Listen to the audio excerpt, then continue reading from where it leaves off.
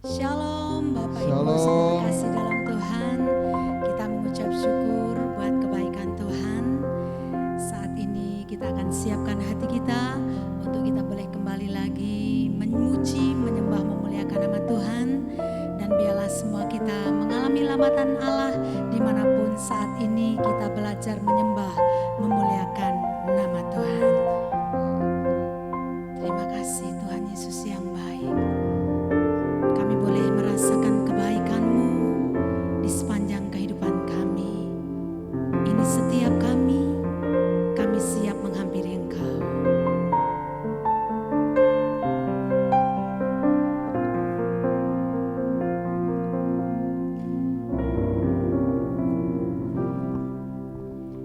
Yesus, Kau sungguh baik. Yesus, nama-Mu indah. Yesus, ku cinta Kau selalu. Ku tinggikan, ku agungkan selamanya. Yesus, Kau sungguh baik. Yesus, nama-Mu indah. Yesus, ku cinta Kau selalu. Ku tinggikan, ku agungkan selamanya. Ku mau memuji-Mu, ku selalu puji-Mu. Ku mau menyembah-Mu, ku selalu sembah-Mu. Kau yang layak terima semua pujian, kemuliaan hanya bagi Tuhan.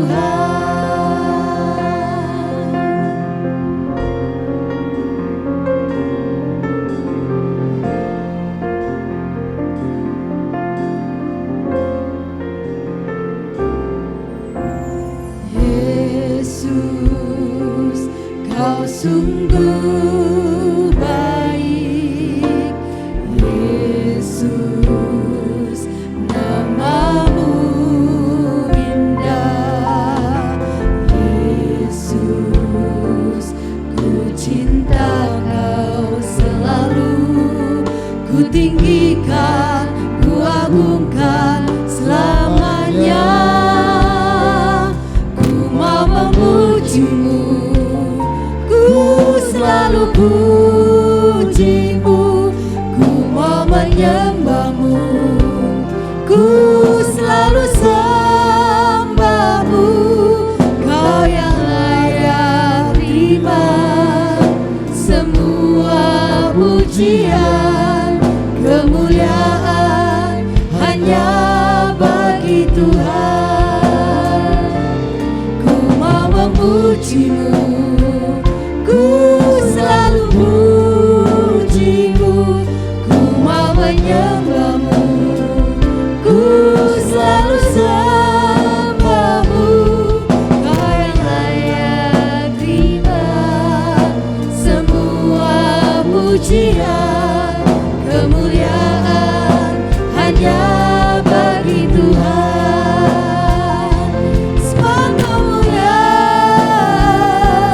dan keagungan tertuju padamu, Tuhan dan Rajaku. Segenap jiwa dan nafasku menyembah Yesus yang hidup. Semua kemuliaan dan keagungan tertuju padamu, Tuhan dan Rajaku. Segenap jiwa dan nafasku menyembah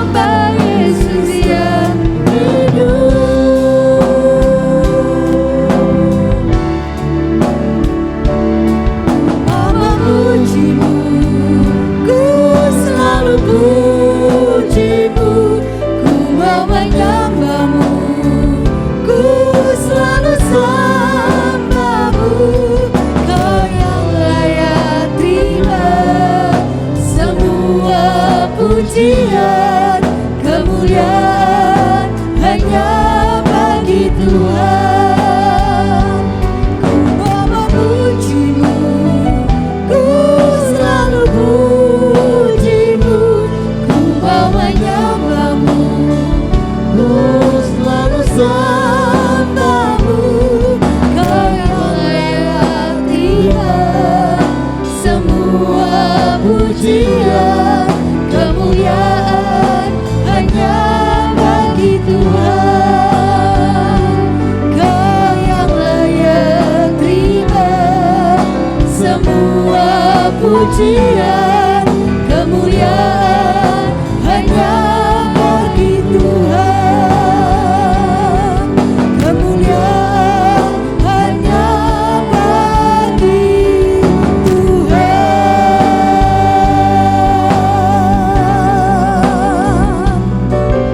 Kemuliaan hanya bagi Tuhan. Yesus Tuhan layak disembah, layak dipuji. Glory, haleluya. Glory, sembah Tuhan.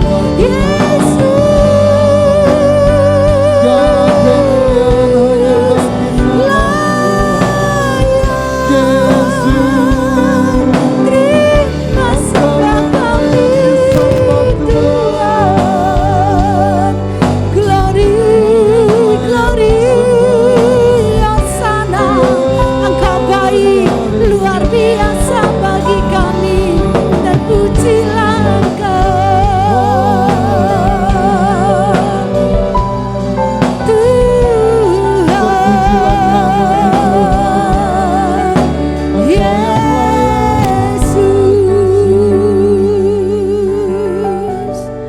Terima kasih Bapa.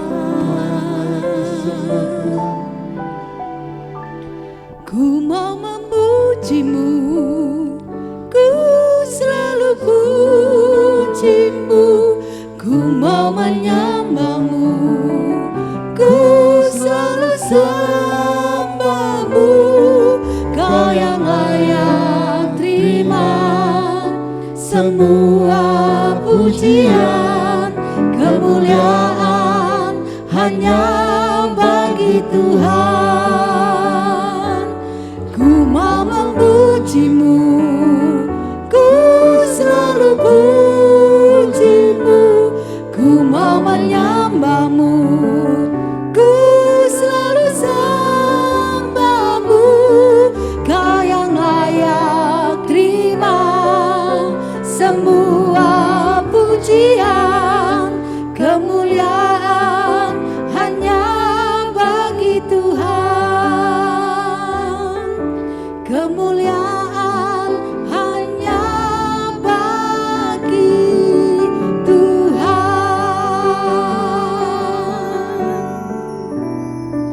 Segala kemuliaan hanya bagi Tuhan. Terima kasih Bapa yang baik. Kami siap mengagungkan Engkau, kami siap meninggikan Engkau. Terima kasih Bapa. Ini setiap kami anak-anak-Mu, jamah setiap kami, biar kami merasakan kehadiran-Mu, kami merasakan lawatan-Mu. Terima kasih Bapa, di dalam nama Tuhan Yesus. Haleluya. Amin.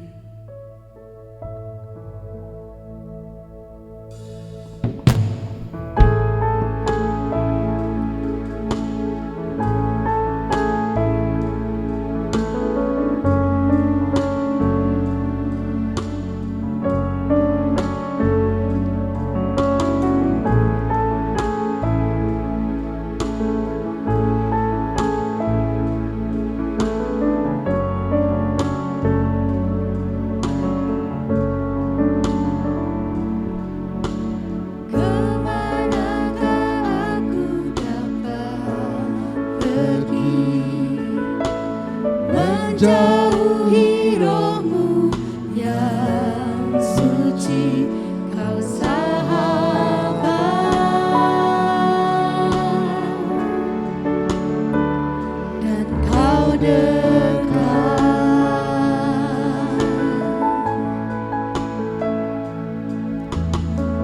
bahkan seluruh pengabdianku tak bisa membalas kesetiaanmu, sungguh mulia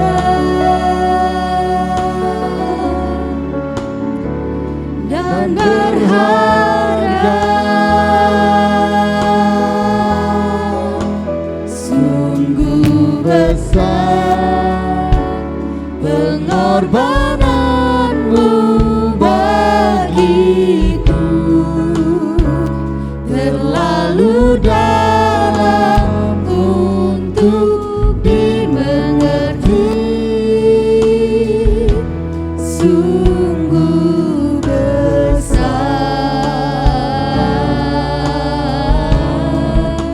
sungguh indah yang kau pikirkan tentangku, tak terselami bagiku.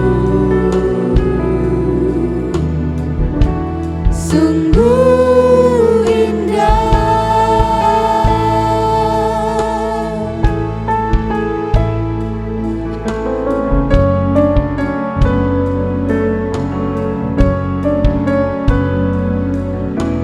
Bahkan seluruh pengabdianku tak bisa membalas kesetiaanmu, sungguh mulia dan berharga. Sungguh besar pengorbananmu bagiku, terlalu dalam untuk dimengerti. Sungguh besar, sungguh indah yang kau pikirkan tentangku, tak terselami bagiku. Sungguh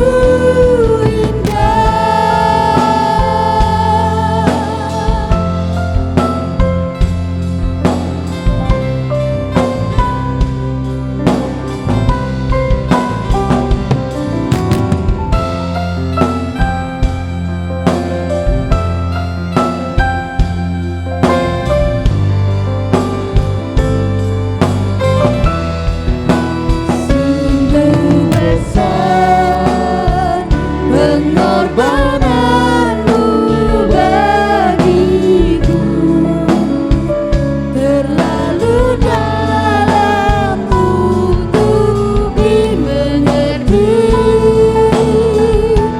Sungguh besar, sungguh indah yang kau pikirkan tentangku, tak terselami bagiku. Sungguh indah, sungguh indah, sungguh indah.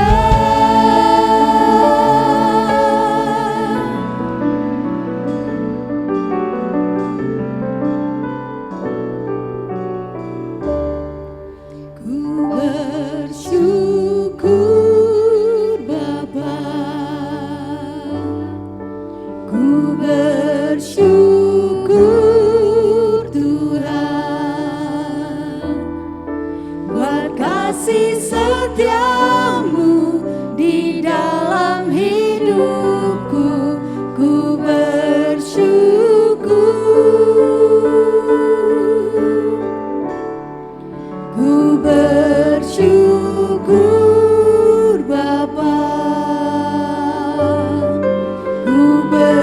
bersyukur Tuhan buat kasih setiamu di dalam hidupku.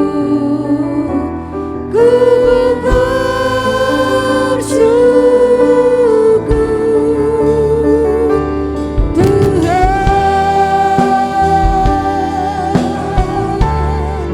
Ini setiap kami datang bersyukur kepadamu.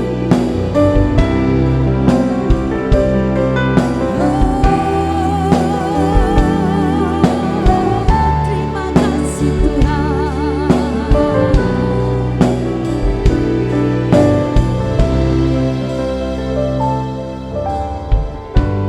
Banyak yang kau perbuat di dalam hidupku, rancangan indahmu terjadi di hidupku. Bapa yang mengerti segala yang ku perlu, kasih-Mu sempurna nyata dalam hidupku. Ku bersyukur Bapa, ku bersyukur Tuhan buat kasih setiamu di dalam hidupku. Ku bersyukur,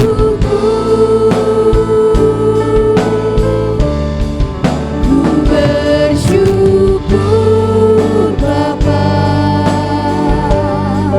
ku bersyukur Tuhan buat kasih setiamu di dalam hidupku. Ku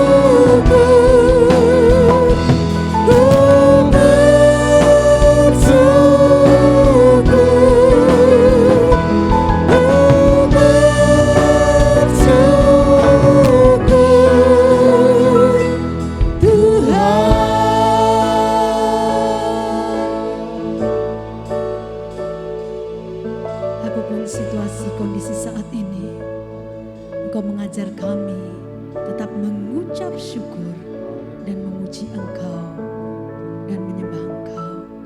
Terima kasih Bapa, siapkan setiap hati kami. Kami siap menerima firman-Mu. Berkata-katalah, berbicaralah kepada kami. Urapi hamba-Mu, berikan kekuatan, pewahyuan yang daripada-Mu. Terima kasih Bapa, di dalam nama Tuhan Yesus. Haleluya. Amin.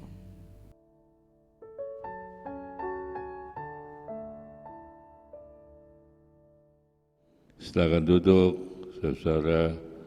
Shalom. Semuanya sehat walafiat. Puji Tuhan. Ya, menjelang ibadah ada hujan juga. Jadi saya ingat beberapa tahun yang lampau saya pernah diundang di Jawa Timur. Saya menginap di rumah Bapak Beni Santoso di Madiun. Di situ saya tinggal beberapa waktu untuk memenuhi undangan beberapa gereja, ya, bukan hanya GBI saja, tapi juga GPDI dan sebagainya. Caruban juga saya pernah ke sana, ya. Nah, saudara kekasih, saya harus waktu itu diundang di gereja Sarangan. Sarangan itu sebuah desa perbatasan Jawa Timur dengan Jawa Tengah. Jadi lewat Solo sana lagi, Magetan. Nah, saya diantar oleh Pak Beni Santoso jam 5 sampai di Sarangan di sebuah gereja yang sederhana. Itu jemaatnya semua orang Jawa dan mereka itu kebanyakan petani, ya, perkebunan, sawah dan sebagainya. Gembalanya juga orang Jawa. Jadi saya khotbah bahasa Indonesia diterjemahkan dalam bahasa Jawa oleh gembala sidangnya. Saya datang jam 5, jam 7 kebaktian dimulai. Jam 6 hujan deras. Saya pikir pasti enggak ada orang yang hadir. Bisa-bisa saya khotbah sama tembok nih dalam hati saya, ya saudara. Jam 6 hujan terus. Saya tunggu, saya hanya berdoa dan menghadap ke mimbar saja. Keresak-keresak orang pada datang. Jam 7 kebaktian dimulai, gedung gereja itu penuh jemaat, orang-orang Jawa itu, orang-orang desa datang, saudara, sampai gedung itu penuh. Saya sampai terharu, ini luar biasa ini. Orang kota kalah dengan orang desa. Mereka jalan kaki, nggak ada bemo, nggak ada becak, nggak ada mobil, nggak ada payung. Mereka payungnya pakai daun pisang dan obor sebab gelap. Saya terharu benar. Waduh, ini jemaat orang desa tapi butuh Tuhan, cinta Tuhan. Heran, penuh. Saya sampai kaget. Saya kira kosong plong. Ternyata penuh, saudara kasih. Waduh, dan Tuhan pakai waktu itu dengan urapan Roh Kudus, firman Tuhan memberkati mereka. Banyak di antara mereka yang terharu mendengarkan khotbah itu. Saya pun diberkati karena sikap mereka yang begitu serius mencari Tuhan. Begitu sungguh-sungguh mencari Tuhan. Luar biasa, itu kenangan saya tempo dulu ketika menginjil di daerah Jawa Timur, saudara. Nah, baik saudara kekasih, hari ini kita akan mendengar firman Tuhan tentang mujizat masih ada, ya. Mujizat masih ada. Di dalam 2 Raja-Raja pasal 4 ayat 1 sampai 7 tentang minyak seorang janda. Saudara bisa baca. Salah seorang dari istri-istri para nabi mengadukan halnya kepada Elisa sambil berseru, "Hambamu, suamiku sudah mati, dan engkau ini tahu bahwa hambamu itu takut akan Tuhan. Tetapi sekarang penagih hutang sudah datang untuk mengambil kedua orang anakku menjadi budaknya." Jawab Elisa kepadanya, "Apakah yang dapat kuperbuat bagimu? Beritahukanlah kepadaku apa-apa yang kau punya di rumah." Berkatalah perempuan itu, "Hambamu tidak punya sesuatu apapun di rumah, kecuali sebuah buli-buli berisi minyak." Lalu berkatalah Elisa, "Pergilah, mintalah bejana-bejana dari luar daripada segala tetanggamu, bejana-bejana kosong, tetapi jangan terlalu sedikit. Kemudian masuklah, tutuplah pintu sesudah engkau dan anak-anakmu masuk, lalu tuanglah minyak itu ke dalam segala bejana. Mana yang penuh, angkatlah. Pergilah perempuan itu daripadanya, ditutupnyalah pintu sesudah ia dan anak-anaknya masuk, dan anak-anaknya mendekatkan bejana-bejana kepadanya, sedang ia terus menuang. Ketika bejana-bejana itu sudah penuh, berkatalah perempuan itu kepada anaknya, "Dekatkanlah kepadaku sebuah bejana lagi." Tetapi jawabnya kepada ibunya, "Tidak ada lagi bejana." Lalu berhentilah minyak itu mengalir. Kemudian pergilah perempuan itu memberitahukannya kepada abdi Allah, dan orang ini berkata, "Pergilah, jualah minyak itu, bayarlah hutangmu, dan hiduplah dari lebihnya engkau serta anak-anakmu." Ini kisah bukan bohong-bohongan, bukan kiasan, bukan dongeng 1001 malam, bukan. Ini kisah nyata, sejarah yang ditulis di atas perkamen dan kemudian disalin ke Alkitab. Jadi ini peristiwa sudah ratusan tahun yang lalu. Tapi Allah yang mereka sembah sama seperti Allah yang kita sembah. Jadi Allah itu tidak berubah dahulu, sekarang, dan selama-lamanya. Sampai hari ini pun Allah Maha Kuasa adanya. Dikisahkan di sini seorang nabi. Zaman Elisa banyak nabi-nabi yang diutus oleh Allah, dan Elisa sebagai kepala nabi-nabi itu. Tugas nabi ini memberitakan firman, menginjil ke sana kemari, mengajar jemaat, ya, memuliakan Allah dan bersekutu dengan Allah.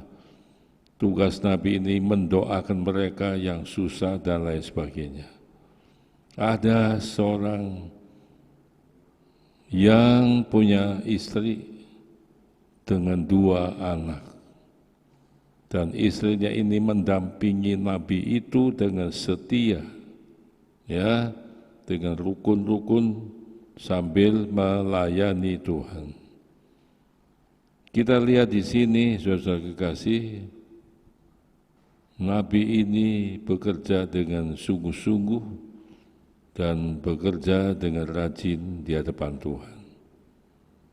Nah, namun kita melihat di sini keluarga ini punya utang, ya, banyak utangnya. Nah, Entah bagaimana saudara kekasih, setelah suaminya meninggal, utangnya belum terbayar, masih banyak. Penagih utang datang kepada ibu ini, menagih, belum bisa bayar. Nagih lagi, belum bisa bayar. Nagih lagi, belum bisa bayar. Terakhir, piutang ini dengan tegas dan dengan keras, kamu harus bayar. Nggak ada duit, Pak. Jual anakmu, serahkan kepada saya, akan saya jual untuk bayar utangmu. Jadi rupanya utangnya cukup banyak, saudara kekasih. Entah bagaimana banyak utang orang ini. Jadi perempuan ini tertekan hidupnya. Sedang cari makan untuk sehari-hari, membiayai hidup untuk anak-anaknya masih sulit, apalagi ditagih oleh utang. Ibu ini keberatan sekali. Ibu ini hubungannya dengan anak begitu baik, ya, keluarga yang sangat-sangat mengasihi satu sama lain, mau dijual. Keberatan ibu ini. Zaman sekarang ini banyak, saudara kasih, ibu yang membunuh anak kandungnya ada, ibu yang membuang bayinya ada. Itu zaman sekarang, saudara. Nah, kita lihat di sini ibu ini dalam situasi yang sulit. Dia tidak mau datang ke dukun, dia tidak mau datang kepada orang pinter, tidak mau. Dia cari Elisa, nabi senior itu.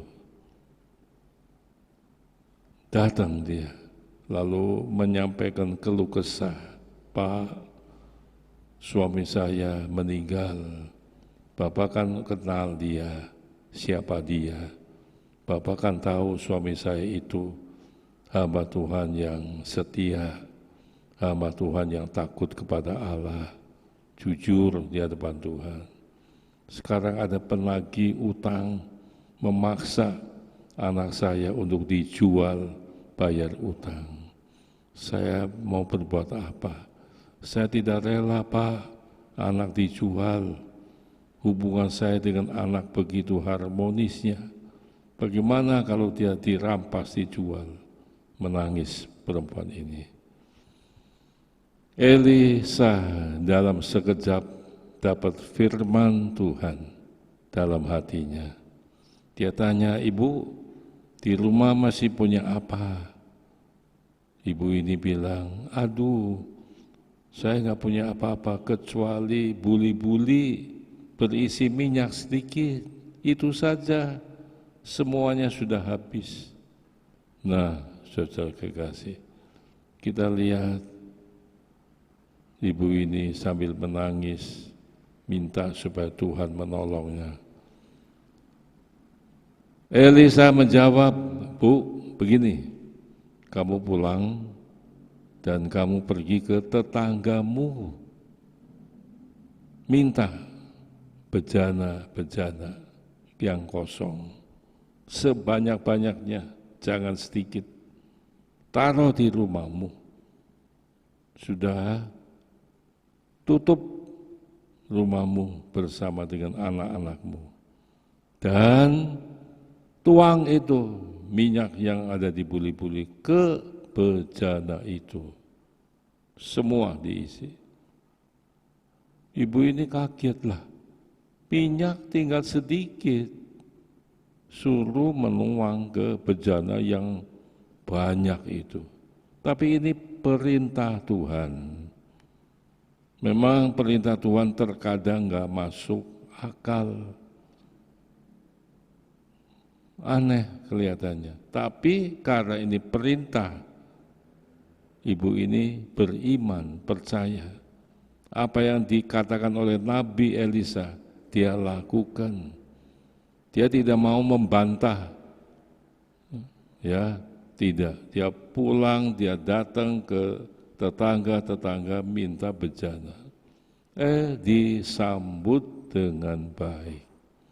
Ternyata ibu ini pergaulannya dengan tetangga-tetangga itu baik, nggak ribut-ribut, nggak sengketa, nggak dendam, nggak ada, semuanya baik-baik. Nah, saudara kasih, saudara harus baca dalam firman Tuhan. Ya, di dalam firman Tuhan dikatakan begini, saudara.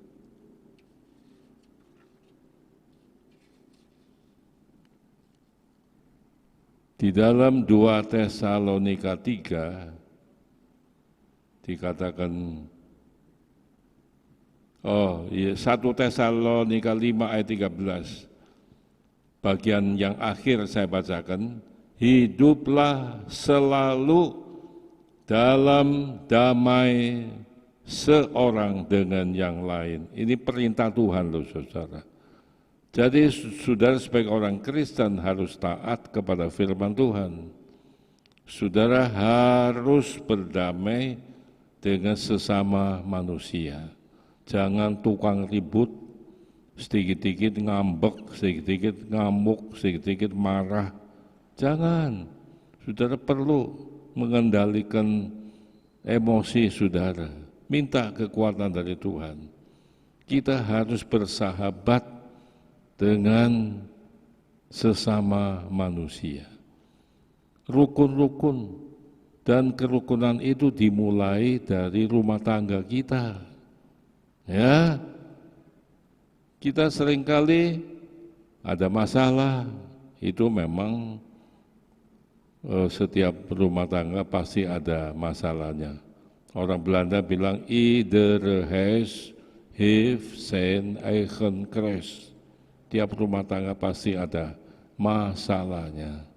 Tapi kita harus sanggup menyelesaikan masalah. Bentrok suami istri itu lumrah. Jangan sampai terjadi perceraian. Tuhan benci dengan perceraian.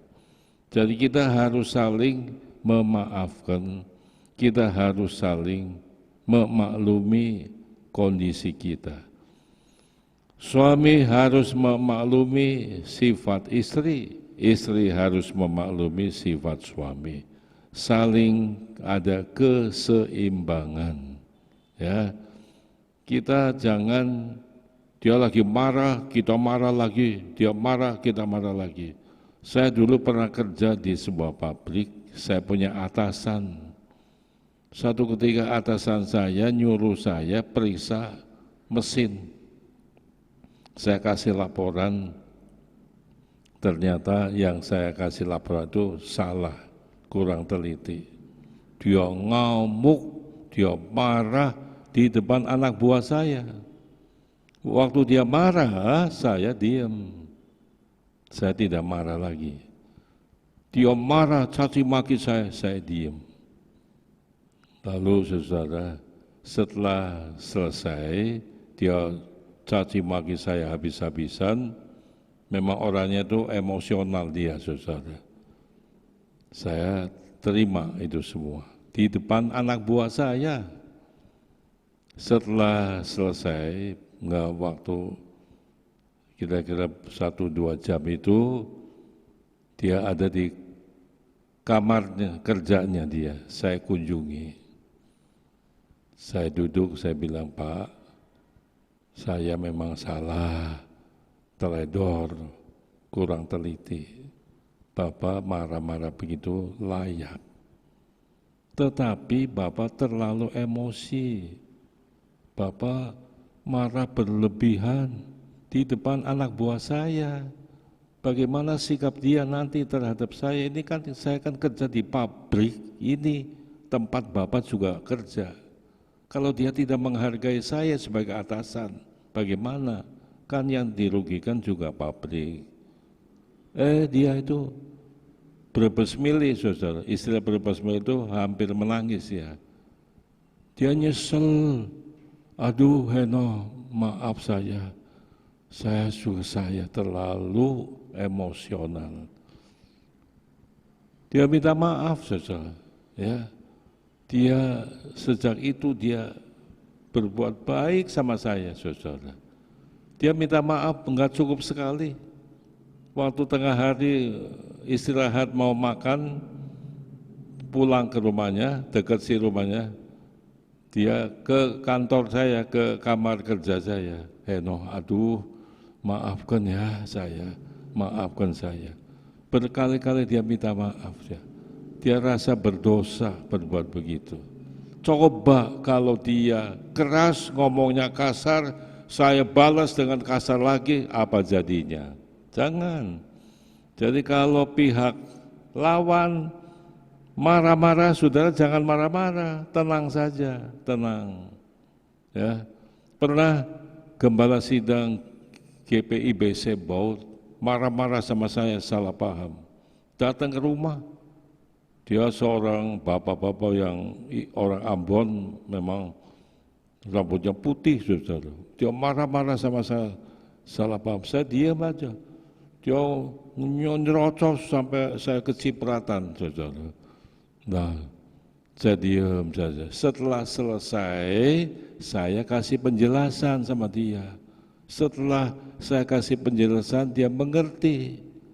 Waduh Pak Heno, maaf ya Pak. Dia sampai minta maaf sama saya. 1 bulan kemudian saya dia undang saya khotbah di gereja Sebau. Ya, saking dia rasa hormat dan terima kasih kepada saya. Jadi kalau saudara sedang bertengkar, jangan lawan bertengkar. Dia emosi, biarin, saudara tahan. Setelah tenang baru saudara memberikan penjelasan. Nah ini kerukunan dalam rumah tangga penting dibangun, dijaga supaya hubungan suami istri, orang tua dan anak, ya dan sebagainya, rukun-rukun. Nah, baru kerukunan itu dibawa keluar ke tetangga-tetangga, ke gereja. Di gereja pun sering bisa terjadi kesalahpahaman. Tapi sikap saudara harus berjiwa besar, saling memaafkan satu sama lain. Ternyata ibu ini hubungan dengan tetangga itu baik, rukun-rukun, jadi gampang dia dapat sumbangan bejana, dikasih. Sampai rumah itu penuh dengan bejana.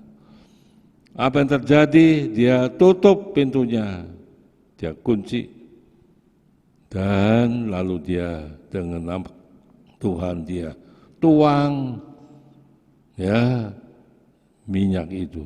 Heran, minyak yang sedikit itu terus mengalir, nggak berhenti, nggak habis-habisnya. Ini mujizat terjadi, saudara kekasih. Sampai anak-anaknya pun terheran-heran mujizat Tuhan dalam rumah tangga itu. Sampai bejana yang dia minta itu semuanya penuh dengan minyak. Lalu apa yang terjadi, saudara? Dia lapor kepada Elisa, Bapak,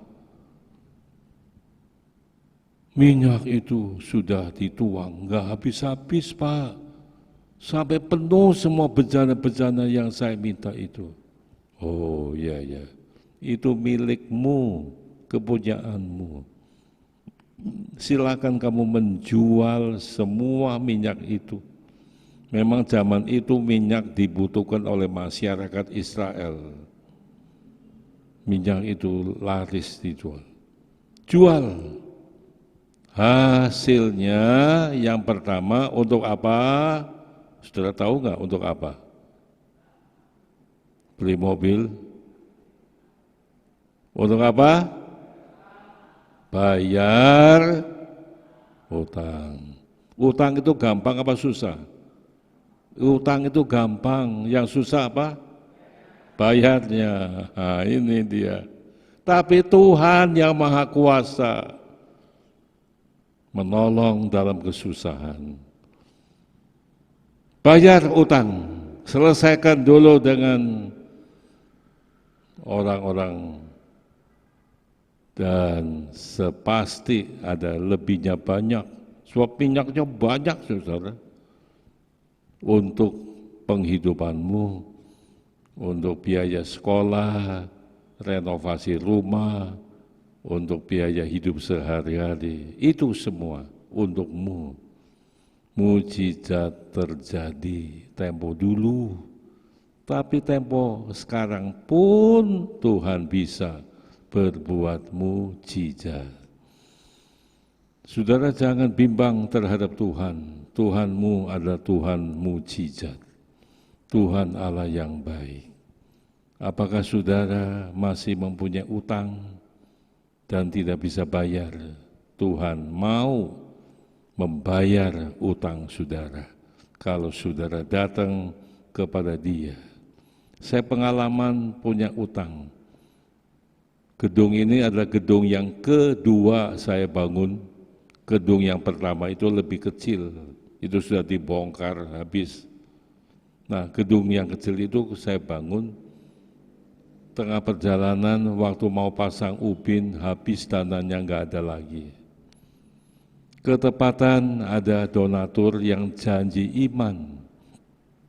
Ada yang janji iman 1 juta, ada yang 200.000, ada yang 100.000.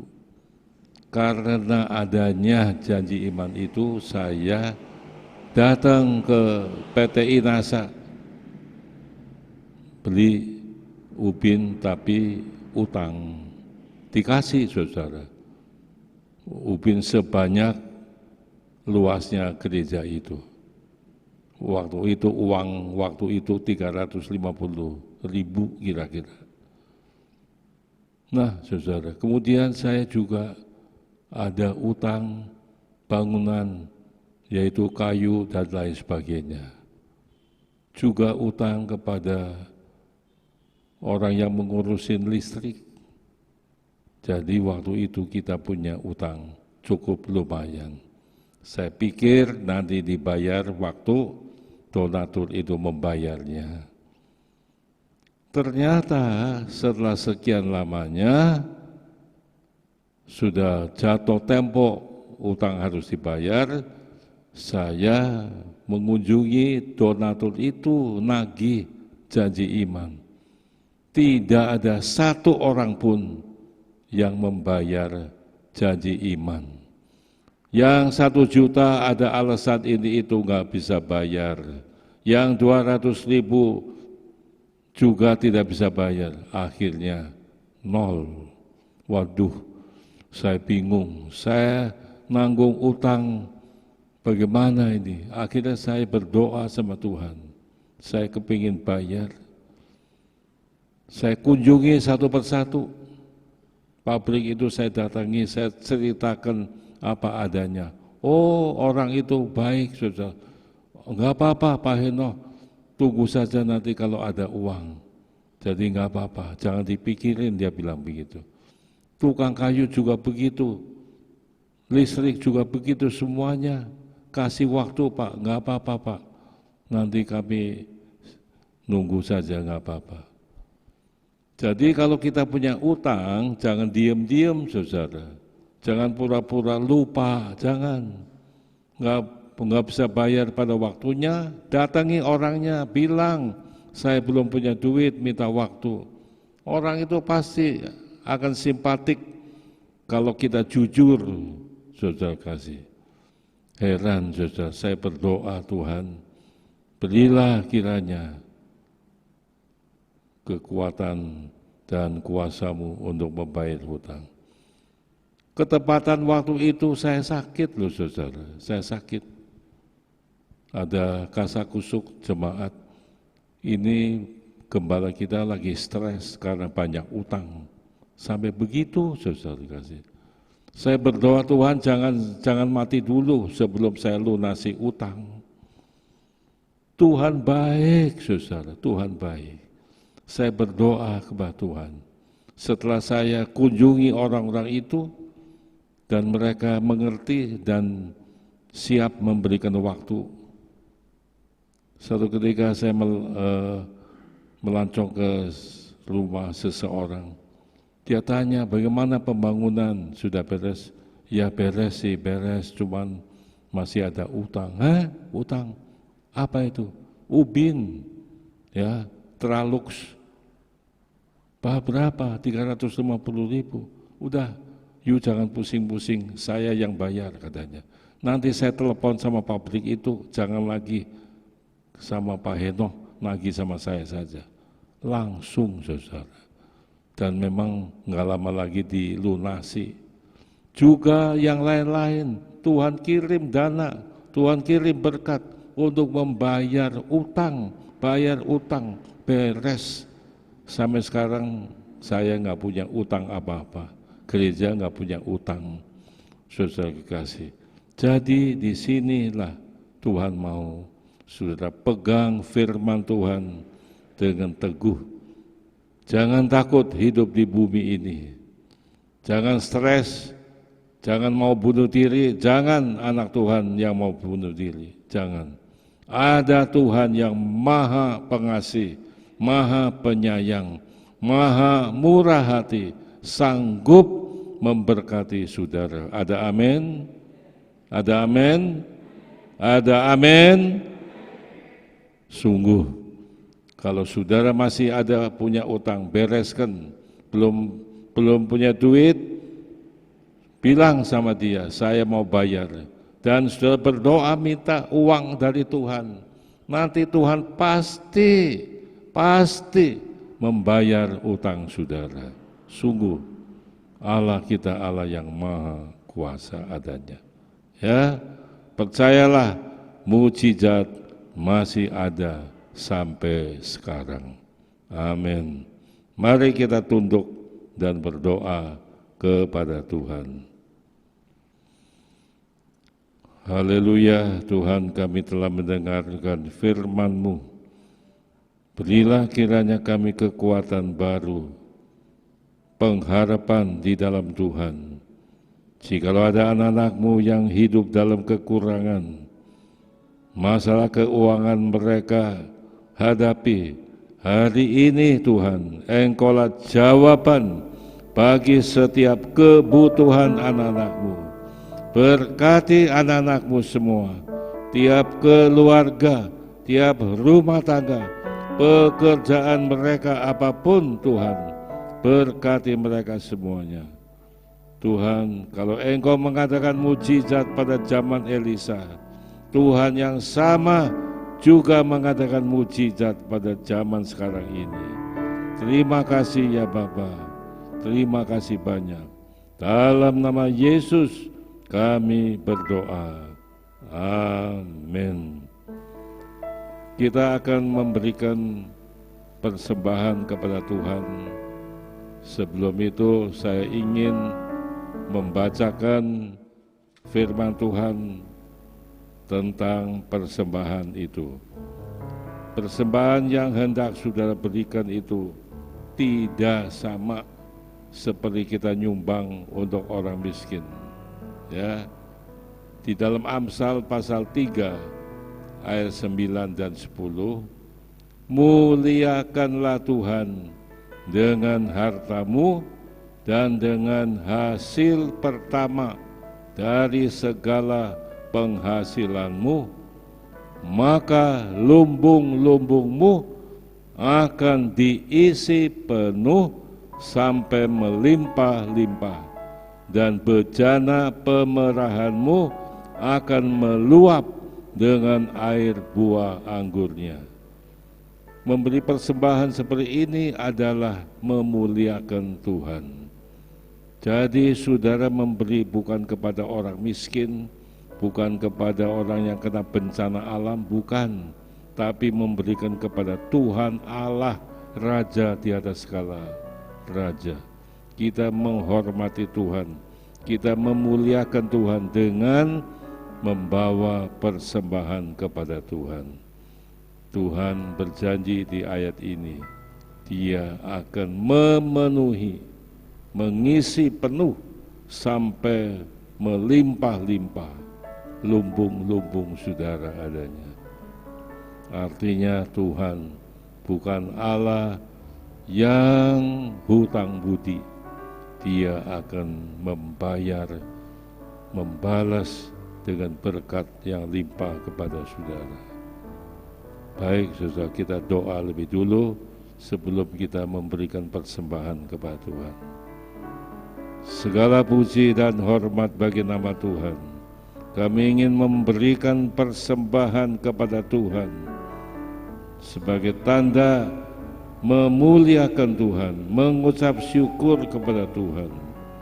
Biarlah Tuhan sucikan semua persembahan anak-anak-Mu. Dalam nama Yesus kami berdoa. Amin.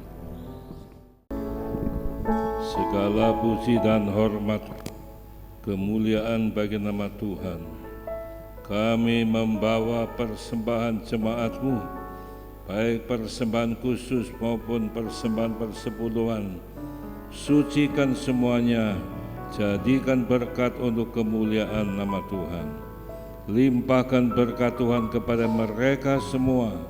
Tuhan berjanji akan membuka tingkap-tingkap langit dan mencurahkan berkat dengan limpah adanya. Kami berdoa untuk setiap keluarga dari anak-anak-Mu semua. Lindungi mereka semua, jaga mereka Tuhan, pelihara mereka dengan berkat-Mu setiap hari, cukup bagi mereka semuanya. Ya Bapa, Engkau berjanji tidak akan menimpakan penyakit apapun kepada anak-anak-Mu, sebab Engkau adalah penyembuh, Yehova Rafa adanya. Terima kasih ya Bapa. Jemaat yang dikasihi Tuhan, terimalah berkat Allah yang kudus, kasih karunia Allah Bapa di dalam Yesus, dan persekutuan Roh Kudus menyertai saudara semua dari saat ini sampai Maranatha, Tuhan Yesus datang. Sama-sama katakan Amin. Haleluya, Kau Allah yang besar.